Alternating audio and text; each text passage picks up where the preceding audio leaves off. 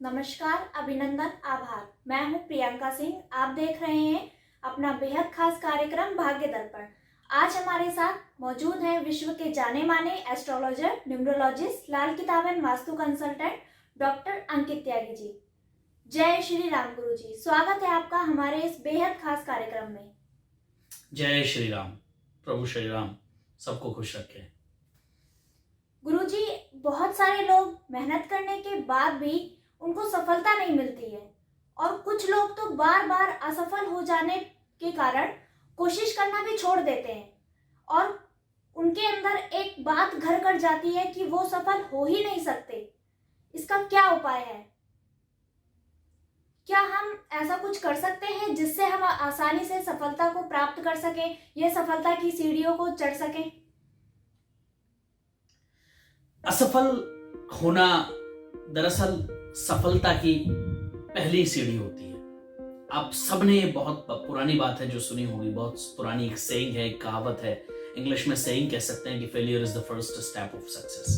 हिंदी में कहें तो असफलता ही सफलता की प्रथम सीढ़ी है।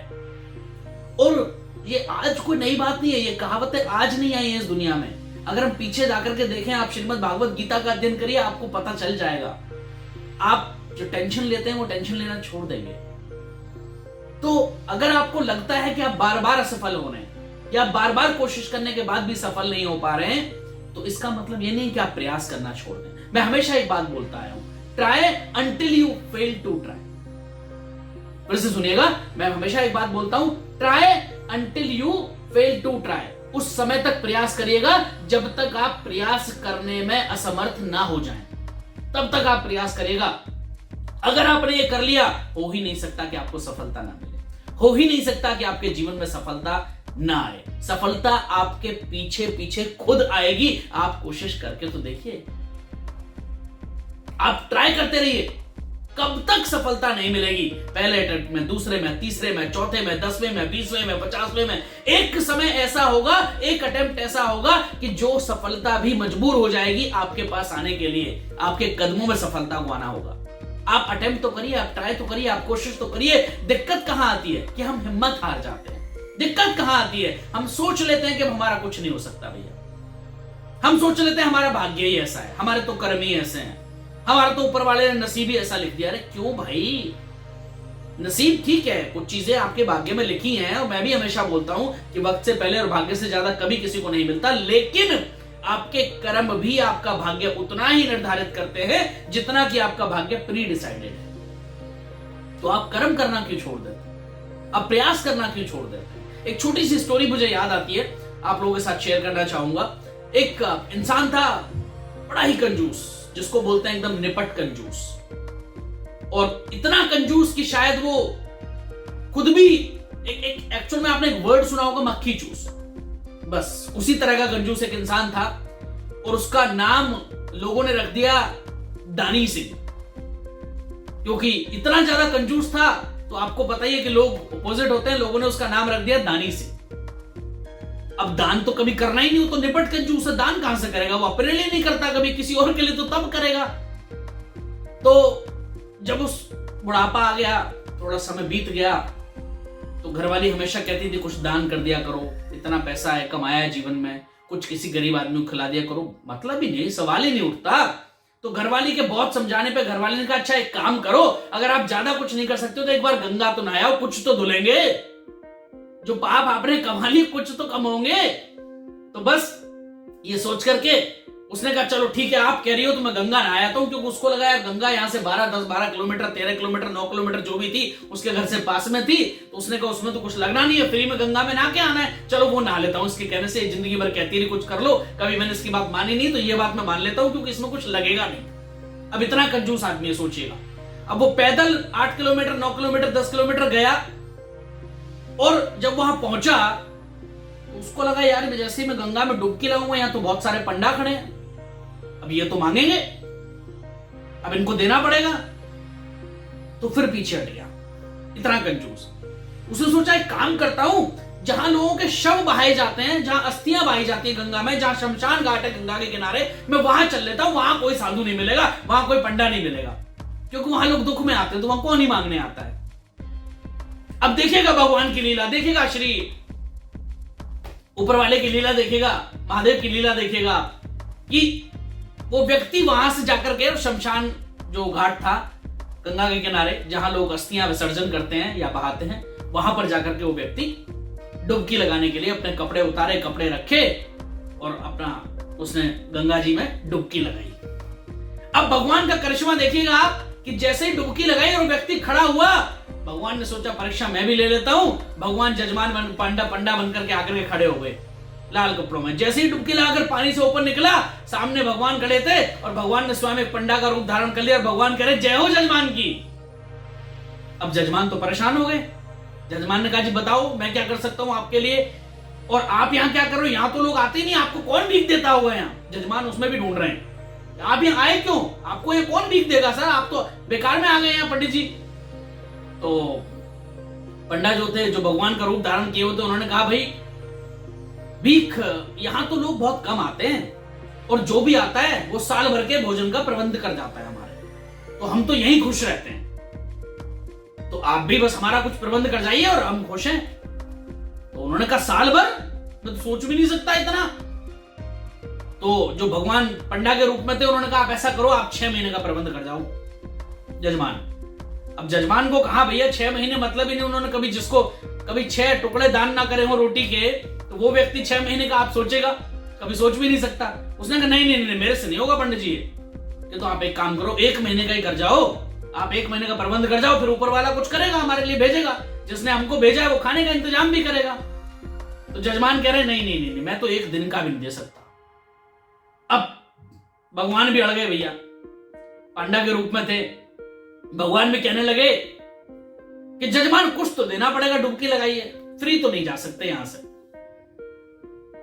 तो अब वो निपट कंजूस आदमी जिसका नाम था दान सिंह, और वो दान सिंह कहने लगा ठीक है एक काम करो, आप मेरे से एक जो है मैं आपको दान दे रहा हूं कुछ, उसने बोला उस समय पे जो भी करेंसी चलती होगी, ठीक है, जो भी चलता रहा होगा आज के रेट में अगर हम माने तो मान लीजिए उसने बोला कि 100 रुपए मैं आपको दे रहा हूं।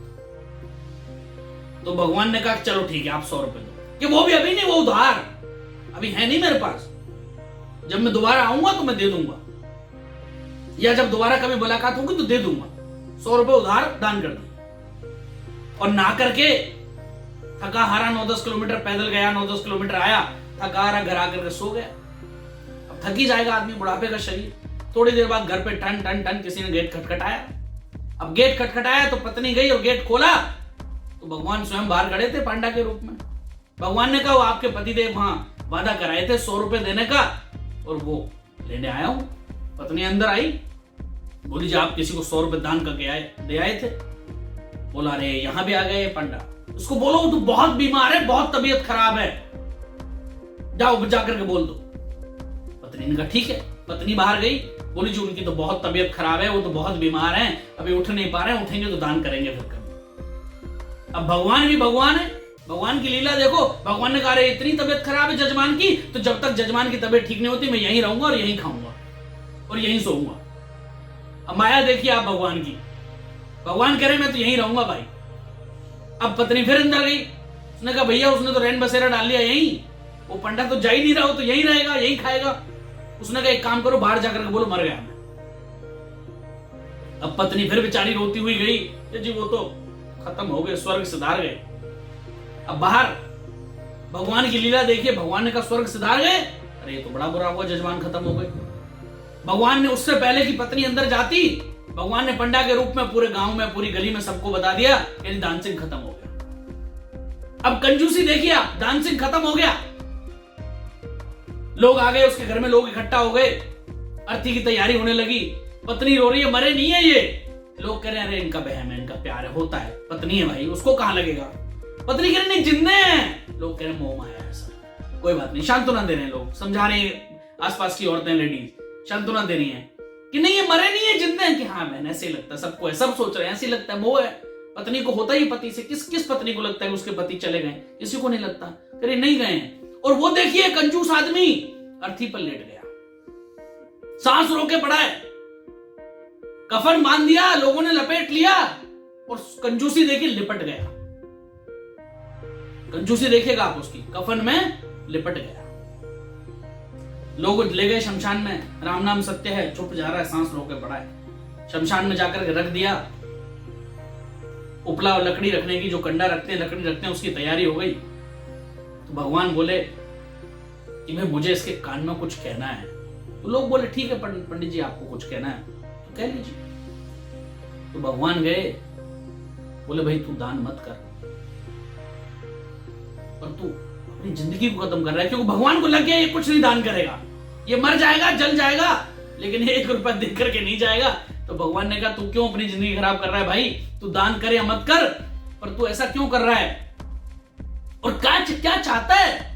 कहता है मैं ये चाहता हूं बस वो 100 रुपया छोड़ दो, बाकी कुछ नहीं चाहता। भगवान ने कहा भैया मैंने 100 रुपया छोड़ दिया और तू अपना खेल खुद संभाल। उसके बाद उठ करके खड़ा हो गया। तो ऐसे भी लोग हैं जीवन में, और सबसे बड़ा कारण है हमारी असफलता का यही है कि हमने कभी किसी को अपने, अरे कुछ मत करो आप। मैं आपको एक बात बोलता हूं, बहुत बड़ी बात बोलने जा रहा हूं। सफलता का एक ऐसा सूत्र, एक ऐसा रहस्य मैं आपको देने जा रहा हूं, जो अगर आपने आजमा लिया तो जीवन में असफल होने का सवाल ही नहीं पैदा होता, जीवन में असफल होने का मतलब ही नहीं बनता। क्या करना है बस आपको, आप भगवान को अपने काम में पार्टनर बना। बहुत बड़ी बात बोल रहा हूं मैं, भगवान को अपने काम में पार्टनर बना लो, और पार्टनरशिप की परसेंटेज आप डिसाइड कर लो कि 5% का बनाना है, 2% का बनाना है, 1% का बनाना है, 10% का बनाना है, 20% का बनाना है। और ऐसे हैं बहुत सारे लोग। आप भगवान को अपने काम में पार्टनर बना लो, और जितना आप कमाओ उसमें से उतना हिस्सा भगवान के नाम का किसी गरीब को भोजन करा दो, किसी को जिसके पास दवाई नहीं खाने के लिए इलाज करा दो उसका, जिसके पास कपड़े नहीं है, ठंड में ठिठुर रहा है, उसको कपड़े दान कर दो। नर सेवा नारायण सेवा। भगवान भाव का भूखा है, आपके पैसे का भूखा नहीं है वो। उसको पार्टनर बनकर के जमीन नहीं खड़ी करनी है, भगवान को कोठी नहीं बनानी है, प्राइवेट जेट नहीं लेना है, लेकिन वो चाहता है कि आप नर सेवा करें। करके देखो, जीवन में हो ही नहीं सकता आप सफल ना हो। जीवन में हो ही नहीं सकता क्या सफलता आपके पीछे से भागने को मजबूर ना हो जाए। एक ऐसा रहस्य मैं आपको बता रहा हूं, आप करके देखिए और सुनिएगा। शुरुआत हमेशा छोटी होती है। हम क्या सोचते हैं जीवन में, ठीक है पहले कमा लेते हैं, 10-20 करोड़ आएगा तो बनाएंगे पार्टनर। अरे नहीं, पार्टनर आज से बनाओ। अगर 100 रुपए आप कमाते हो और आपने डिसाइड किया कि मुझे 2% या 10% भगवान को देना है या 5% देना है, तो 100 में से 5 रुपए देना आसान है, ध्यान रखिएगा। लेकिन जिस दिन 100 करोड़ बनेंगे उस दिन 5 करोड़ देना बहुत मुश्किल होगा, दिल पे पत्थर रखना पड़ेगा। तो आज से ही पार्टनर बनाओ, और आगे ना बढ़ जाओ तो कहना, भगवान की कृपा आपके ऊपर ना हो जाए तो कहना, आपके भाग्य के सारे रास्ते ना खुल जाए तो कहना। करके तो देखो। तो बस इतना सा कार्य कर लो और जीवन में असफलता आपका पीछा छोड़ने के लिए मजबूर हो जाएगी। जीवन में सफलता आपके पीछे, कहते हैं ना कि आपके पीछे सफलता को आना ही पड़ेगा, हो ही नहीं सकता कि सफलता ना आए। और बस ये 2 चीजें याद रखना, एक तो भगवान को पार्टनर बनाना, दूसरा try until you fail to try. फिर से बोल रहा हूं, try until you fail to try. उस समय तक कोशिश करना जब तक आप कोशिश करने में नाकामयाब ना हो जाएं। हो ही नहीं सकता कि सफलता आपको ना याद करे, सफलता आपके पीछे ना आए।